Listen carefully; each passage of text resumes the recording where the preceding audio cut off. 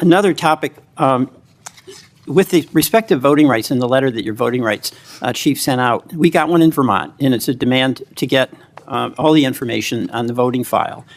And in that letter, in the announcement of that letter, the chief indicated an apprehension about the voting process being taken over by, quote, the left. Now, do you have any information with respect to Vermont about a takeover of the voting process by, quote, the left?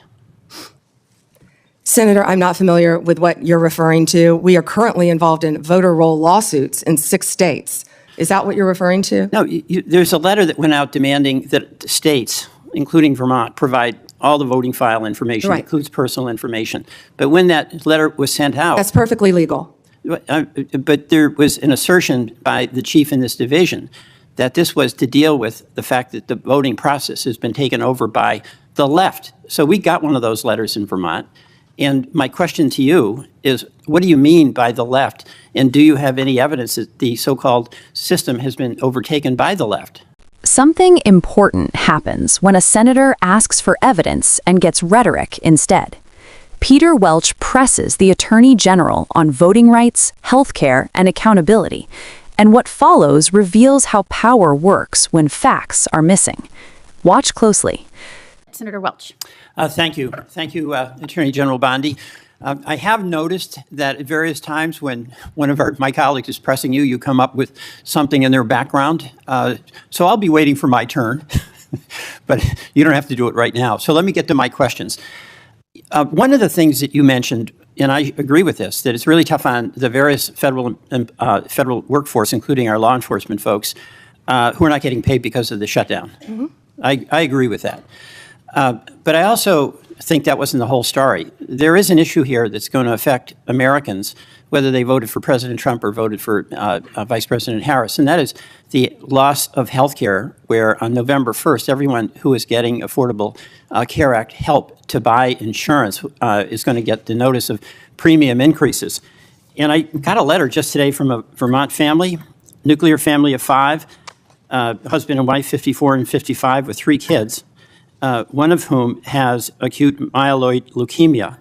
And the apprehension that they have is that if we don't solve this problem, and November 1 is a urgent date, then their family premiums will triple. It'll be beyond their ability to pay. So I'm assuming that with respect to the threat to health care for families in your state of Florida, in my state of Vermont, you would share that concern and hope that we would resolve that.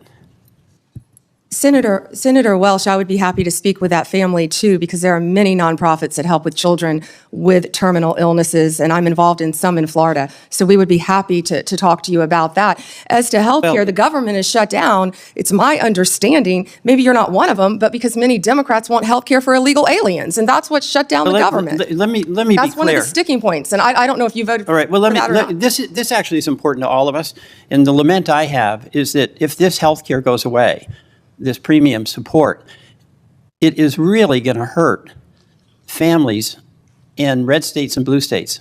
And in Vermont, I mean, we voted Democratic, but we have a lot of good folks who voted for President Trump, and their health care is jeopardized. And there's a November 1 deadline that is coming up. And the reason I'm saying this is that I think it's important for us to try to work out together a resolution that's going to be beneficial to people you care about in Florida and voted for President Trump, and people I care about in Vermont who voted in some cases for Vice President Harris and some for President Trump. So it's not just Democrats not wanting to negotiate. And in fact, we do want to negotiate. And that's why I'd encourage the president to encourage my colleagues on the Republican side to sit down with us and try to see if we can make some progress.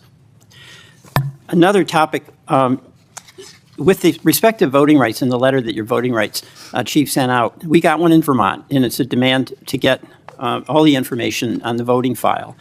And in that letter, in the announcement of that letter, the chief indicated an apprehension about the voting process being taken over by, quote, the left. Now, do you have any information with respect to Vermont about a takeover of the voting process by, quote, the left? Senator, I'm not familiar with what you're referring to. We are currently involved in voter roll lawsuits in 6 states. Is that what you're referring to? No, there's a letter that went out demanding that states, including Vermont, provide all the voting file information, Right. includes personal information. But when that letter was sent out, That's perfectly legal. but there was an assertion by the chief in this division that this was to deal with the fact that the voting process has been taken over by the left. So we got one of those letters in Vermont. And my question to you is, what do you mean by the left? And do you have any evidence that the so-called system has been overtaken by the left? We must have fair and free elections. No, I know that. But I'm asking for the specific basis. And we will have fair and free elections in this country. Okay, let Senator, me- I'd be happy to talk to my chief. Who was it? Who said that? It was your chief, which I assume you would know who that is. Here's the question here, okay? There is a point of view that is in dispute here about the fairness of elections. But you have the power as the as the Attorney General to use the authority of your office to make demands on states, and you did that with Vermont. That's within your right to do it. I'm not disputing your legal authority to do it. Is Vermont disputing turning over the information to our office? Vermont is, the Secretary of State is, and you can resolve that with her. But And we have every right to have that information. Yeah, but here's Senator. where I'm going. Why wouldn't they want to turn it You're over? a prosecutor with the awesome authority to make the decision that you're going to start an investigation against a state or against an individual. And I know from your experience as a county prosecutor and as the Attorney General in Florida, you took seriously that obligation to have a factual basis before you'd proceed, right? Senator, I take that role, I take my oath very seriously. All right, so what I'm And I asking- take fair and free elections in this No, country we very all- seriously. we all And that do. information, our office is entitled to have that information. But And we the are question involved here- in litigation on that, and I Here's the assume we'll be question involved I in have. litigation with We have- Vermont. We have a Republican governor in Vermont. We had our former Republican governor was secretary was the treasurer for many years, and also the Secretary of State with election responsibility. What I'm asking is, do you or does your head of this voting section have any factual basis that you can point to that justifies your demand that Vermont turn over all this confidential voting rights information? Well, it would remain confidential with my office, and you just said that you have a Republican governor, so it doesn't make sense what you just said. We've asked that of every state, Senator. Right, and I'm asking about Vermont and what the factual basis is, but we can move on. You've mentioned that you can't discuss pending litigation, and I think the committee by and large accepted that answer. But I did notice that you spoke at great length about pending litigation, specifically with respect to the questions Senator Cruz asked you about the sentencing of the Kavanaugh defendant. That's pending, right? He was sentenced to 8 years. I understand that, but that's on appeal, right? We will be appealing. Right, so that makes it pending litigation. So you made an exception with respect to No. the Cruz questions. Hold on. No, but you those didn't were- answer those were any of the things- questions that you said were pending in litigation from any of my colleagues. Those were facts that came out at the sentencing hearing. You're welcome to see the transcript of the sentencing No, I hearing with all understand the that. gruesome details of what they threatened to do to Justice Kavanaugh and other justices. I condemn what that person did. That was the sentencing. But the point here is that that's pending litigation. You indicated you're going to be appealing. It's your right to do that. And you would not, you use that justification to not answer many other questions. Justification, you're an attorney, Senator. Okay. You realize that. I do want to go back to Homan. There's a tape, right, with Mr. Homan? I mean, first of all, is there a tape that has audio and video of the transfer of the $50,000? You would have to talk to Director Patel about that. No, I'm talking to you. I don't know the answer, Yeah, Senator. you do know the answer to that. Don't call me a liar. I didn't call you a liar. You just said I know the answer. I said I don't know the answer. Well, You have to talk to okay, let Director me- Patel. What I said is that Let me put investigation it was another way. closed. If you don't know, why don't you know whether there was a tape and video? Senator, I believe that was resolved prior to my confirmation as Attorney General. Do you think that it is of public interest for the people to know what happened to the $50,000 that the FBI turned over to Homan? Did you hear what I just said? That was resolved prior to my confirmation as Attorney General. That's why I said I would not know. It's not resolved. There's $50,000. Homan has it, or somebody has it. Do you have no interest in knowing where it is? You're not going to sit here and slander Tom Homan. The FBI and Deputy Director Blanche said there was nothing. I'm not slamming Tom Homan. He got to 50 Tom grand. Homan is doing, how do you know that? Tom Homan is doing a great job, as our borders are, keeping your border state safe. You're a border state. Americans, this exchange is worth slowing down, because what's happening here isn't just a heated hearing moment. It's a lesson in how authority can be exercised without explanation.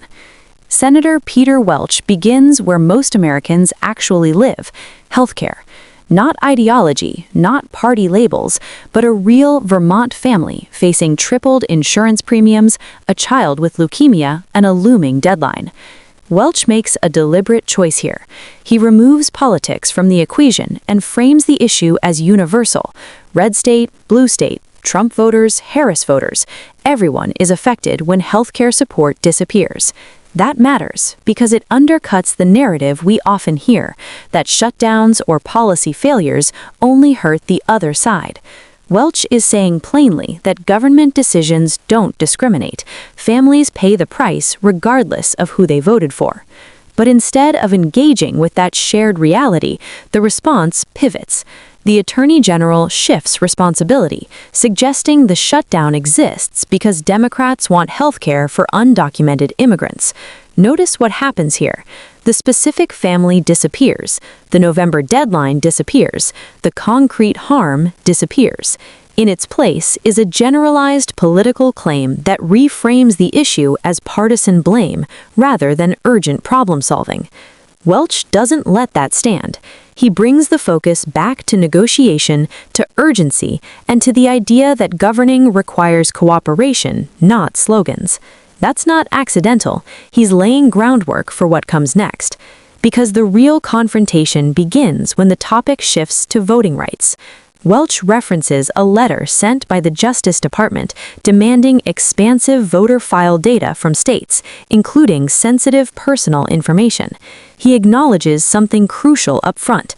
The federal government may have the legal authority to request this information. That concession matters. It removes the easy defense. He's not questioning power, he's questioning justification. Then he asks the central question. What does it mean when your office claims the voting process has been taken over by the left? This is where the exchange turns revealing, because the Attorney General cannot provide a definition. She cannot identify evidence. She cannot point to a specific incident in Vermont. Instead, she retreats to generalities about fair and free elections and ongoing litigation. That's not an answer, it's a shield. Welch presses again, and this is key. He frames the concern not as partisan offense, but as prosecutorial responsibility. When you wield investigative power, when you demand private data, when you threaten litigation against states, Americans deserve to know the factual basis, not a belief, not a talking point, evidence. And that evidence never comes. Instead, we hear that the same demand was made of every state, but that actually reinforces Welch's concern. If every state is treated as suspect, then suspicion is no longer evidence-based, it's ideological. This is where Americans should pay attention, because history shows us that when institutions act without clear standards, enforcement becomes selective, trust erodes, and democracy weakens. Welch isn't accusing, he's warning. The pattern continues when the discussion turns to pending litigation. The Attorney General refuses to answer some questions by citing legal constraints, yet freely discusses others when it suits her narrative. Welch calmly points out the inconsistency. Same legal status, different rules. That's not a procedural detail. That's about fairness. Then comes the final flashpoint, the unanswered question about missing funds. Welch asks whether there is audio or video documentation of a $50,000 transfer. The answer is deflection. Talk to someone else. It was resolved. Don't slander. But resolution without transparency is not resolution at all. What Welch is exposing here isn't corruption in the cinematic sense. It's something more subtle and more dangerous, the normalization of authority without explanation, power without accountability, claims without proof. And that's why this moment matters, because democracy doesn't fail all at once. It erodes when officials stop feeling obligated to explain themselves to the public, when evidence becomes optional, when oversight is treated as hostility. If Americans care about free and fair elections, about healthcare security, about the rule of law, then exchanges like this shouldn't be dismissed as political theater. They are the oversight process working exactly as intended, asking hard questions on behalf of the public. And when those questions go unanswered, that silence tells its own story. If you believe accountability matters no matter who's in power, share this. Subscribe to Democratic Lens so more Americans can see what actually happens when facts are demanded and avoided.